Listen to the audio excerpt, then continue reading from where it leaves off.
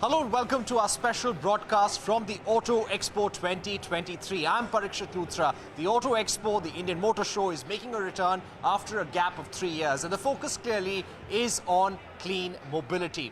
Tata Motors had some big announcements here at the Auto Expo. They unveiled 26 vehicles across electric vehicle, the IC range in passenger vehicles and commercial vehicles as well. The focus here again was on electric vehicles. They showcased the Curve Coupe EV, the Avinya EV and a whole range of LNG, hydrogen fuel cell and electric buses and trucks as well. N. Chandrasekaran, the Tata Sons chairman, was here and he said that the electric vehicle transition would happen faster than expected. Listen in to what he said at the unveiling of the Tata Motors range at the Auto Expo. In the passenger cars, we already had successful launches in the last 3-4 years, and we are grateful to Indian consumers for the tremendous encouragement that we have got, and we are confident that we chose the right strategy, and I truly believe that the transition to electric mobility in India will happen much faster than what we are imagining. It is my commitment to you that our investments in this space will be significant so that we can accelerate not only the transition to electric mobility, but give consumers absolutely world-class products. Remember, Tata Motors is at number 3 in the Indian passenger vehicle market, and they have their eyes on the pole position. Maruti Suzuki had some announcements as well. They unveiled the EVX, which will be the first electric vehicle that will be brought to India by Maruti Suzuki in collaboration with Suzuki Motor Company in 2025. Even before that, we also saw a prototype of a flex fuel vehicle in a WagonR form. I caught up with the company's management, Shashank Srivastav, the Senior Executive Officer, Sales and Marketing, and the company's CTO, C.V. Raman. Listen in to what they had to say about these new offerings that have been launched by Maruti.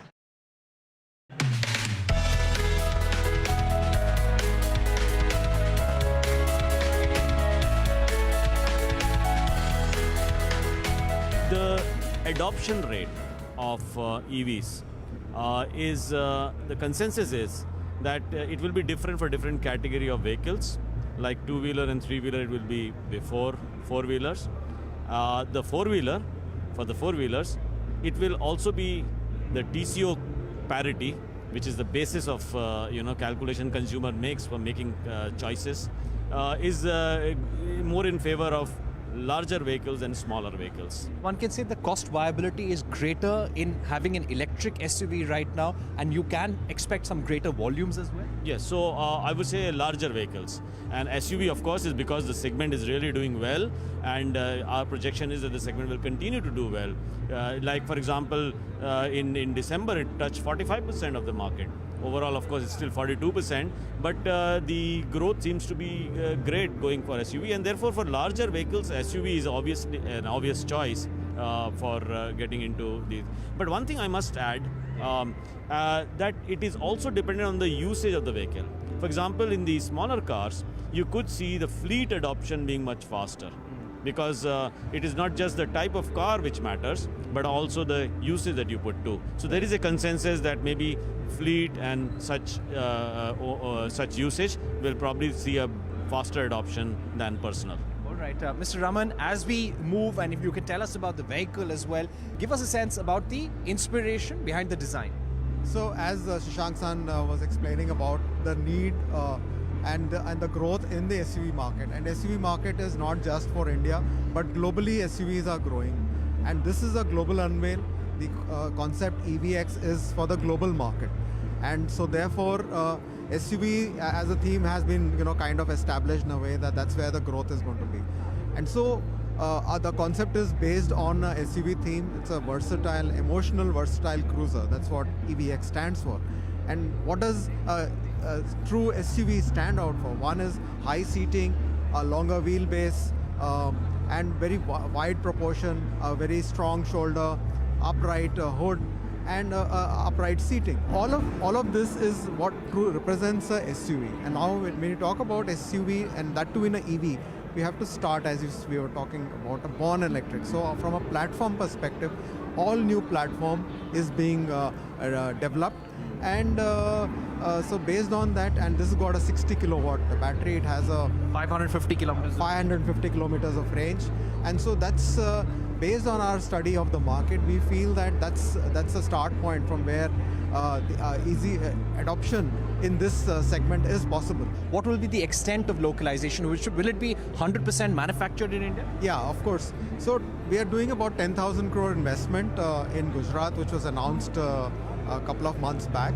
And we are going to localize the batteries. By 2025, we will have all of that in place so that we are able to launch that for the market. How will you keep the price competitive? Today in the market, you have 10 lakh EVs, you have 15 lakh EVs, and you have EVs in the range of 20 to 25 lakhs. Which bracket would this fall in? So I think it's too early to talk about price because it will all depend on the extent of localization as well.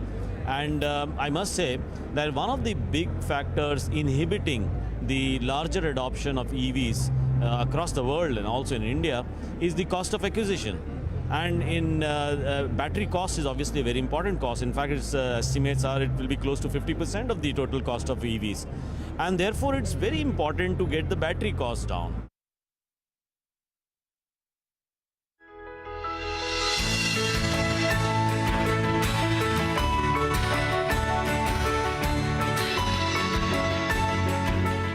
Well, it's not just the EV-X which is catching eyeballs at the Maruti Suzuki stall at the Auto Expo. You've got this WagonR also, which is parked here, and there's something special about it. It's not your conventional petrol or diesel WagonR. It is a flex fuel vehicle. So what is a flex fuel vehicle? A flex fuel one which can run on higher ethanol blends. So this prototype that Maruti Suzuki is showcasing has been developed specifically for the India market. It has been developed by Maruti and Suzuki in collaboration with each other. It is being tested in India. It has a whole new engine, and there are significant upgrades which have been made to this vehicle. So from the inside, it is your regular WagonR. I'll call my camera person here. This is a manual transmission. You can see the gearbox right there, and the management tells us that they can easily convert it to an automatic gearbox as well. This will be your regular WagonR, but with a flex fuel engine. The hope is that when the company launches this vehicle, the higher ethanol blends will bring down the cost of your fuel. So let me tell you some of the parts which have completely changed. There are at least 35 to 40 new parts in a flex fuel engine. So you've got high flow injectors, fuel rail with heaters.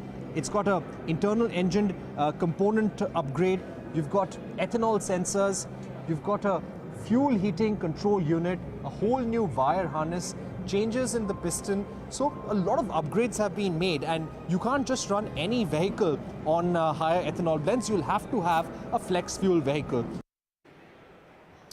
And there were some announcements in the two-wheeler space as